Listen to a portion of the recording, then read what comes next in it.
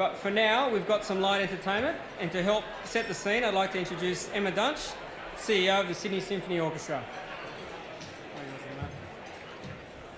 Australians, oh, may I have your attention, please? Don't make me use my opera voice, everybody. Hello. Thank you, Adam.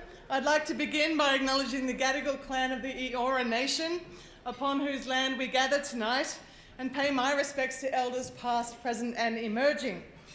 Tonight we're here to talk about physical infrastructure, about the future of BOOMTOWN, but I would like to spend just a minute or two talking about cultural infrastructure, because that is what makes a good city a great one, and what distinguishes a world-class international metropolis from a merely attractive, pretty one with a beautiful harbour. Every top city around the world has top-flight culture, orchestra, theatre, dance, education, parklands, recreation, and community resources. We are proud to be an essential, central part of Sydney's cultural infrastructure, and you might not know that the Sydney Symphony Orchestra has been working in Western Sydney for well over 80 years. Western Sydney, thank you very much. Western Sydney looks a little different now. Yep. Western Sydney looks a bit different now than it did when we first came in 1934. And everyone in this room, we share the tale of this region and this area's transformation and change. Today, you'll find us regularly in Parramatta, Penrith, Blacktown, Casula, Miller, Granville, Smithfield, and in Westmead Children's Hospital, among other locations. I bet none of you knew either of those things. We work in schools, in hospitals, in prisons, parks and community centres, as well as in concert halls. And from Symphony Under the Stars at Parramatta Park every January to teenage music camps and workshops.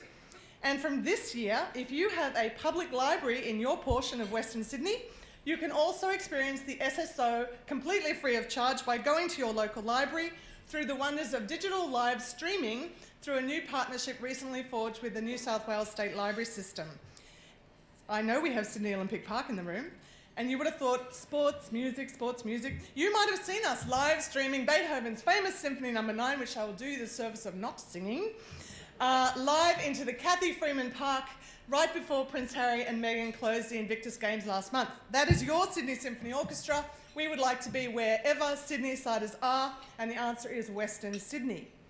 Looking ahead to our centennial, our 100th anniversary, which is only a few years away, Western Sydney is our number one priority, which is why I'm here tonight with my colleagues. Next year, 2019, we'll triple the number of performances across the region, increase the number of education activities, double the frequency of our touring across Western Sydney and regional New South Wales, and we will open the new Western Sydney Performing Arts Centre and take up an annual residency thereafter. We're tremendously excited about these plans, and we're also on the hunt for, here's my shopping list, I know this is the room that can make it possible, an annual music festival home in Western Sydney. We'd like to establish a Sydney Symphony Youth Music Training Academy by 2022.